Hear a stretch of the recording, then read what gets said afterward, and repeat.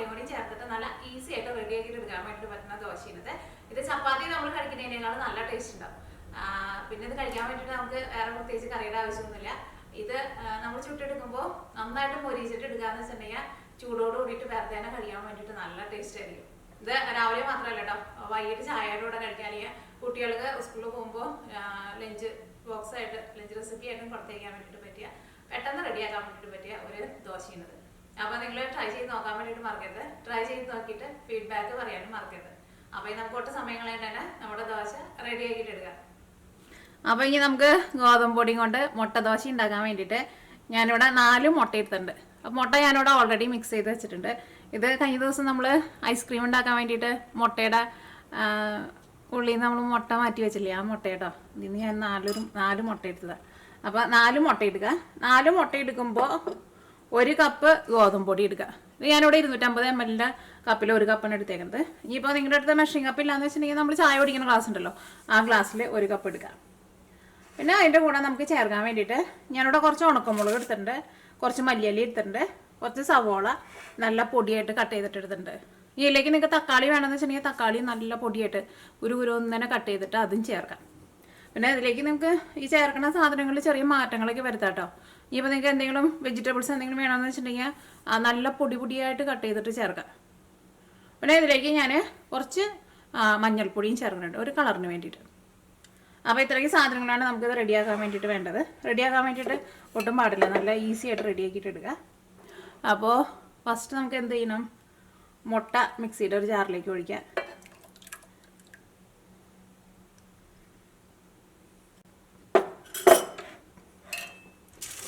ഇതിലേക്ക് ഉണക്കമുളക് ചേർക്കുക.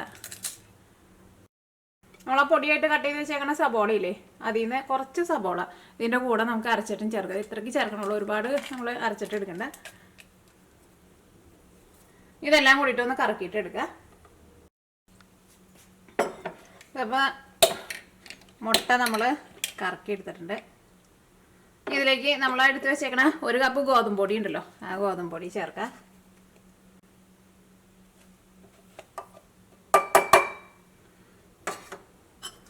മിക്സ് ചെയ്ത് കൊടുക്കട്ടെ.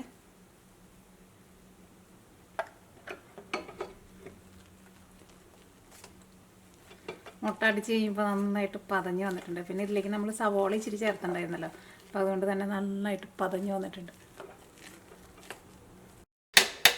ഇതെല്ലാം കൂടിയിട്ട് ഒന്നുകൂടി ഒന്ന് കറക്കിയിട്ട് എടുക്കാം. അത് കഴിഞ്ഞിട്ട് ഇതിലേക്ക് നമുക്ക് വെള്ളം ചേർക്കണോട്ടോ. ഇത്രയ്ക്ക് കട്ടിയിൽ നമുക്ക് ദോശ ഉണ്ടാക്കാൻ വേണ്ടിയിട്ട് പറ്റില്ലല്ലോ.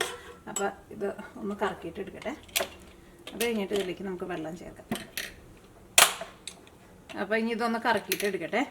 അത് കഴിഞ്ഞിട്ട് നമുക്ക് ഇതിലേക്ക് വെള്ളം ചേർക്കാം.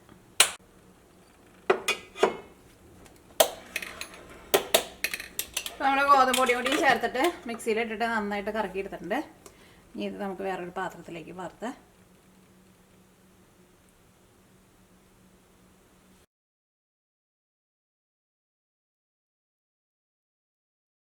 ഇതിലേക്ക് നമുക്ക് വെള്ളം ചേർത്തിട്ട് നമ്മുടെ ബാറ്റർ ഇപ്പോൾ കുറച്ച് തിക്കായിട്ടല്ലേ ഇരിക്കുന്നത്, ഈ ബാറ്റർ ഒന്ന് ലൂസാക്കിയിട്ട് എടുക്കുക. ഒരുപാട് കട്ടിയിൽ എടുക്കണ്ട കേട്ടോ, കുറച്ച് നല്ല ലൂസാക്കിയിട്ട് തന്നെ എടുക്കുക.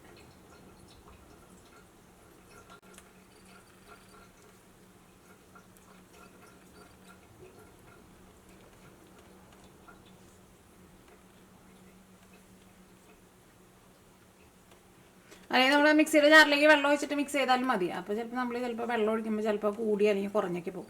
ഇങ്ങനെയാകുമ്പോൾ നമുക്ക് മിക്സ് ചെയ്യുമ്പോൾ അറിയാമല്ലോ വെള്ളത്തിൻ്റെ ഒരളവ്. മുട്ടയുടെ നല്ല മണമാക്കി വരുന്നുണ്ട്.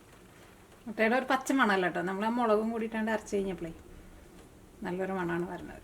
നമ്മുടെ മാവ് ദോശമാവിൻ്റെ ആ പരുവത്തിൽ നമ്മൾ മിക്സ് ചെയ്തെടുത്തിട്ടുണ്ട്. ഇനി ഇതിലേക്ക് നമുക്ക് നമ്മൾ ആ പൊടിയായിട്ട് കട്ട് ചെയ്ത് വെച്ചേക്കുന്ന സവോള ഉണ്ടല്ലോ, സവോള ചേർക്കാം. ഉള്ളി നല്ല പൊടിയായിട്ട് കട്ട് ചെയ്യണം, പ്രത്യേകം ശ്രദ്ധിക്കുക.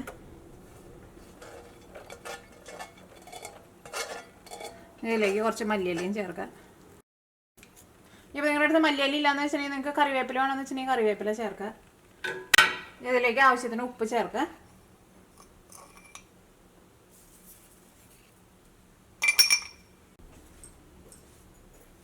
ഒരു 2 നുള്ളു മഞ്ഞൾപ്പൊടിയും ചേർക്കാം.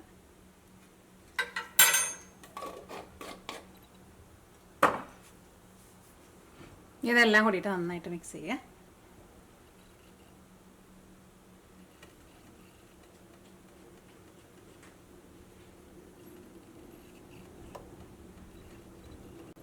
ഇപ്പോൾ നിങ്ങൾക്ക് ഇതിലേക്ക് ജീരകം ഇഷ്ടമാണെന്ന് വെച്ചിട്ടുണ്ടെങ്കിൽ ചെറിയ ജീരകം വേണമെന്ന് വെച്ചിട്ടുണ്ടെങ്കിൽ ചെറിയ ജീരകം ചേർക്കുക.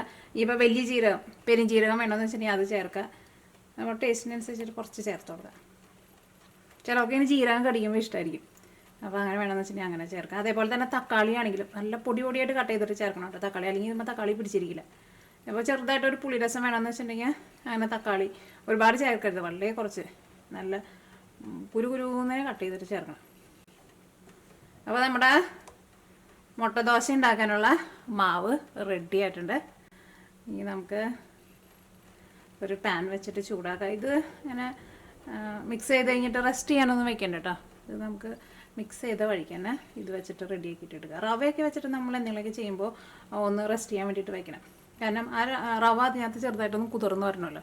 പക്ഷെ ഇത് നമുക്കിപ്പോൾ അതിനകത്ത് കുതിരാനൊന്നുമില്ലല്ലോ. അപ്പോൾ ഞാൻ ഈ ദോശക്കല്ലിൽ രാവിലെ ദോശ ഉണ്ടാക്കിയത്. പിന്നെ ഞാൻ കഴിയില്ല കേട്ടോ, കാരണം ദോശക്കല്ല് എപ്പോഴും കഴിയില്ലെങ്കിൽ കുഴപ്പമില്ല. ചെറുതായിട്ടൊരു എണ്ണമായി ഇരിക്കുന്നത് നല്ലതായിട്ട് നന്നായിട്ടൊന്ന് തുറച്ചെടുക്കട്ടെ. അപ്പോൾ നമ്മുടെ ദോശക്കല്ല് നന്നായിട്ട് ചൂടായിട്ടുണ്ട്. ഇതിലേക്ക് നമുക്ക് മാവ് ഒഴിക്കാം. അപ്പോൾ മാവ് ഇതേപോലെ കുറച്ച് നല്ല വെള്ളം പോലെ ഇരിക്കണം.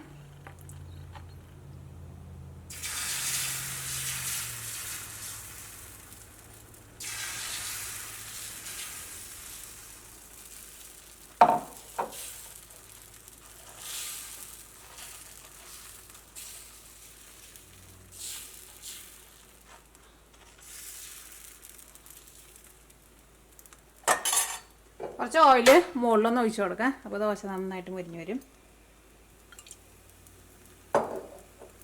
അപ്പോൾ ദോശ ഒരു സൈഡ് നന്നായിട്ട് മുരിഞ്ഞ് കഴിയുമ്പോൾ മറ്റേ സൈഡും തിരിച്ചിടാം.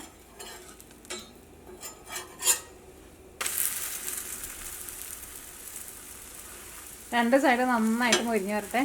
അപ്പോൾ നമ്മൾ അതിനകത്ത് സവാളയ്ക്ക് ചേർത്തിട്ടുണ്ടല്ലോ, സവാളയ്ക്ക് നന്നായിട്ടാണ് മുരിയും. അപ്പോൾ ദോശയുടെ കൂടെ കഴിക്കുമ്പോൾ നല്ല ടേസ്റ്റായിരിക്കും. ഈ ഒരുപാട് കൂട്ടി വയ്ക്കണ്ട, ഒരു മീഡിയം ഫ്ലെയിമിൽ വയ്ക്കാം.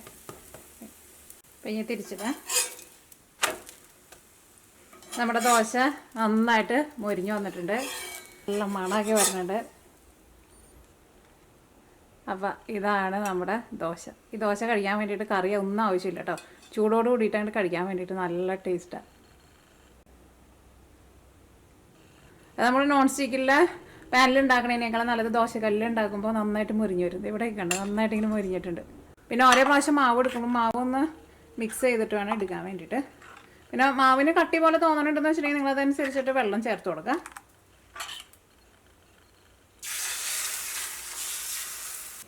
അപ്പോൾ നമ്മുടെ രണ്ടാമത്തെ ദോശയും റെഡി ആയിട്ടുണ്ട്.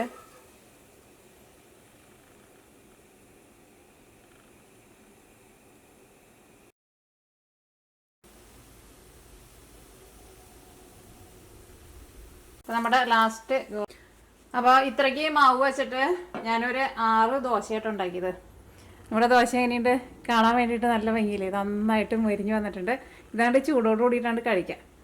അപ്പോൾ നമ്മൾ കുറച്ച് ഓയിൽ ഒഴിച്ച് കൊടുത്തിട്ടുണ്ടെങ്കിൽ നന്നായിട്ട് മുരിഞ്ഞ് വരും. പിന്നെ അത് നമുക്ക് കഴിക്കാൻ വേണ്ടിയിട്ട് വേറെ ചട്നിയോ ചമ്മന്തിയോ ഒന്നും ആവശ്യമൊന്നുമില്ല, വെറുതെ തന്നെ കഴിക്കാൻ വേണ്ടിയിട്ട് നല്ല ടേസ്റ്റ് ആയിരിക്കും. അപ്പോൾ നിങ്ങളെല്ലാവരും ട്രൈ ചെയ്ത് നോക്കാം. ട്രൈ ചെയ്ത് നോക്കിയിട്ട് ഫീഡ്ബാക്ക് പറയാൻ വേണ്ടിയിട്ട് മറക്കരുത്. അപ്പോൾ ഈ നാളെ നമുക്ക് വേറൊരു പുതിയ റെസിപ്പി ആയിട്ട് വരാം. അപ്പോൾ നമ്മുടെ ആസ്പിനോട് ഇരിക്കുകയാണ്. അപ്പോൾ ഇവിടെ ചെറിയൊരു പ്രാണി വന്നിട്ടുണ്ട്. ഇന്നലെ ഡോറ് തുറന്നപ്പോൾ അകത്തേക്ക് കയറിയതാണ്. അപ്പോൾ ഇന്നലെ തുടങ്ങിയിട്ട് ആസ്പിൻ അതിനെ നോക്കി വെച്ചുകൊണ്ടിരിക്കുക. ഇന്നലെ ഞാനെടുത്ത് കളയാൻ വേണ്ടിയിട്ട് പോയപ്പോൾ നീന പറഞ്ഞു കളയണ്ട, അതിന് വലിയ ജീവനൊന്നുമില്ല എന്നുള്ളപ്പോൾ പതുക്കാൻ ഇങ്ങനെ ഉണ്ട്, അപ്പോൾ കളയണ്ട, ആസ്പിനെ കളിക്കാൻ വേണ്ടിയിട്ട് വയ്ക്കാമെന്ന് പറഞ്ഞിട്ട് ഞാൻ ആസ്പിൻ അതിനെ നോക്കിക്കൊണ്ട് ഇരിക്കാൻ നേരം. നല്ല രസം അതിനെ വെച്ചിട്ട് കളിക്കുന്നത് കാണാൻ വേണ്ടിയിട്ട്. അതിങ്ങനെ ഓരോ സൈഡ് നീങ്ങുന്ന ഇങ്ങനെ നോക്കും. തൊടാൻ വേണ്ടിയിട്ട് പേടിയാണ്, എന്നാലും പതുക്കെ ഇടയ്ക്കിടയ്ക്ക് തൊട്ട് നോക്കും.